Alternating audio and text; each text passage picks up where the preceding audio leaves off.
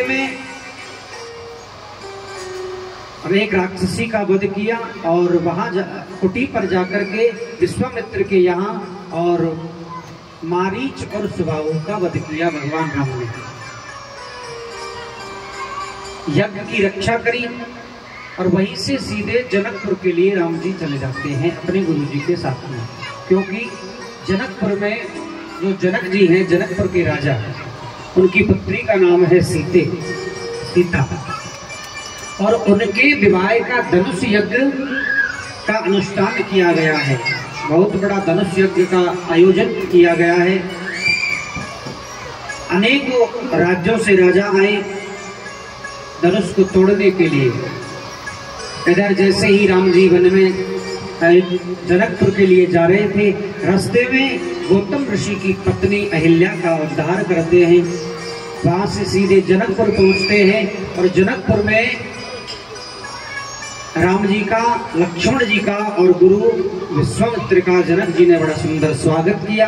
उनकी ठहरने की उत्तम व्यवस्था की और आज जनकपुर में उत्सव सा मन रहा है। जनकपुर उत्सव है भारी, जनकपुर उत्सव है भारी, अपने वर का चयन करेगी सीता सुकुमारी। जनकपुर उत्सव है भारी, जनकपुर उत्सव है भारी, जनकपुर उत्सव है भारी, जनकपुर उत्सव है भारी, अपने वर का चयन करेगी सीता सुकुमारी। जनकपुर उत्सव है भारी, जनकपुर उत्सव है भारी।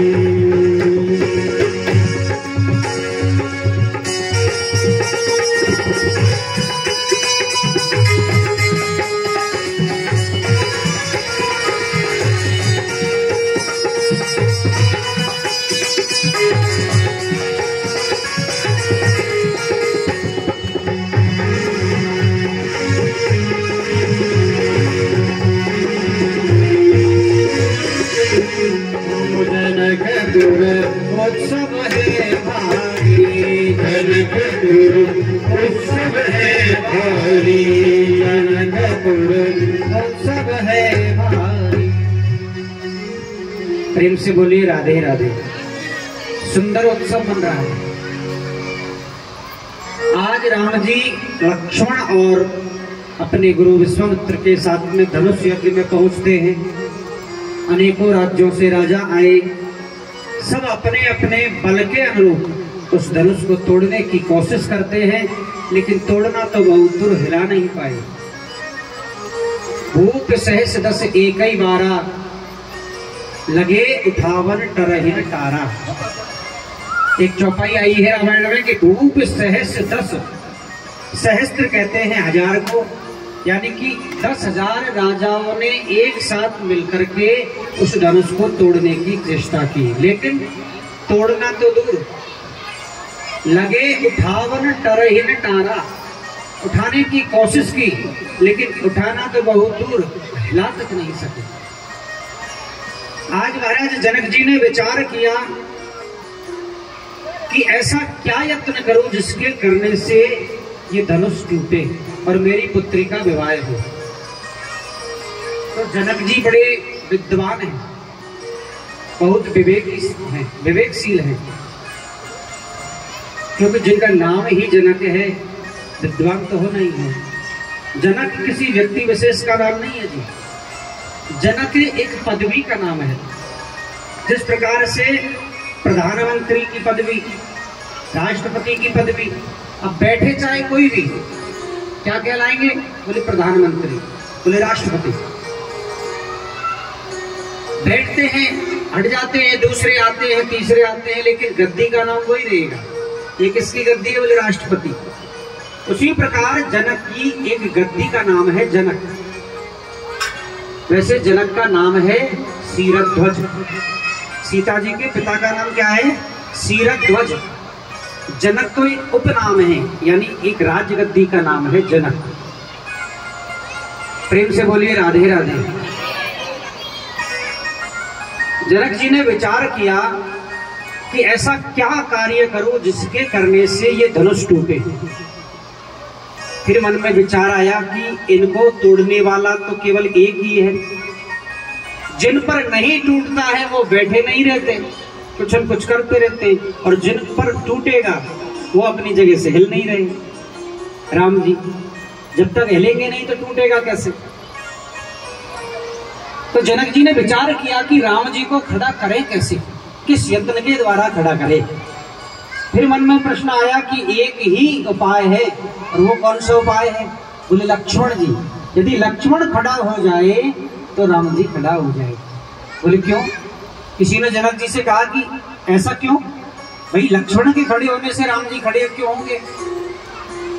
तब ये चौपाई बताई। कौन सी। बोले रघुपति कीरत विमल पताका, और दंडे समान भयो जस जाका।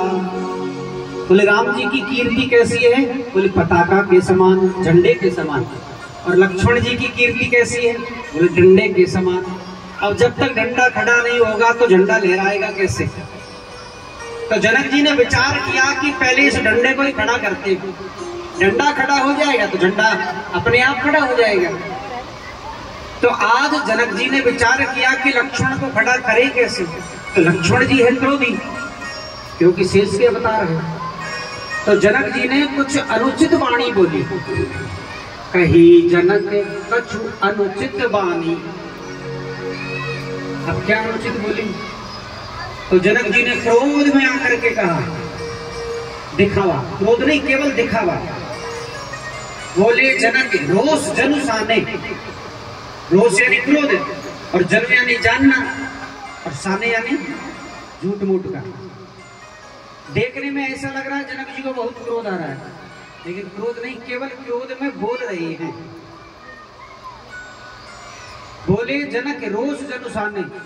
बोले ये मैं अब जान चुका हूं, सब राजा अपना कान खोल करके सुन लो कि अब मैं जान चुका हूं कि ये पृथ्वी वीरों से खाली हो गई है।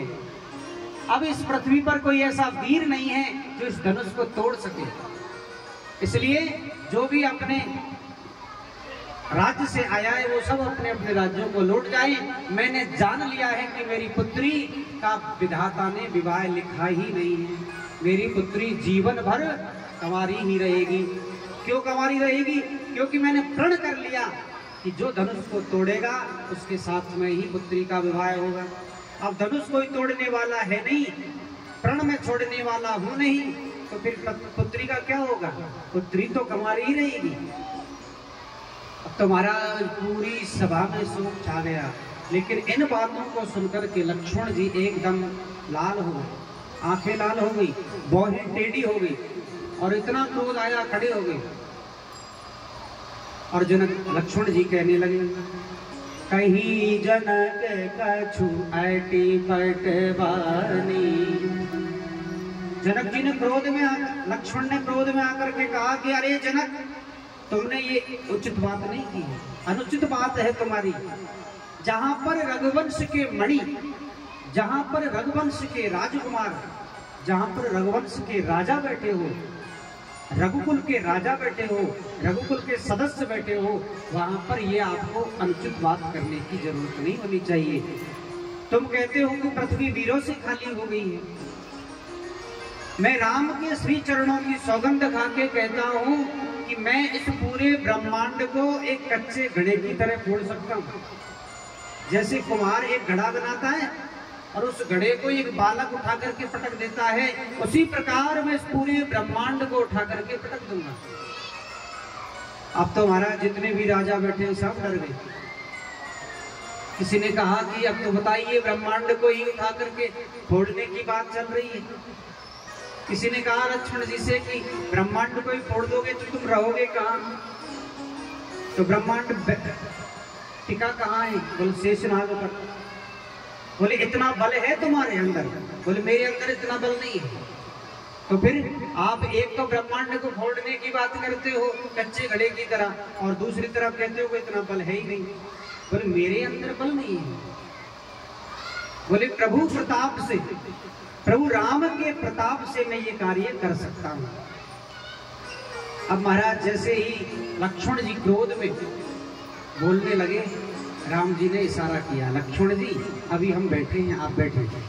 लक्ष्मण जी बैठ गए। गुरु विश्वामित्र ने राम जी को आदेश दिया कि बेटा अब समय आ गया है, अब जाकर के तुम धनुष का बंधन करो।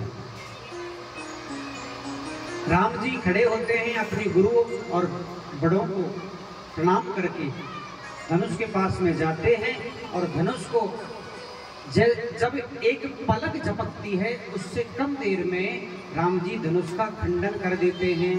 बोले राजा रामचंद्र भगवान की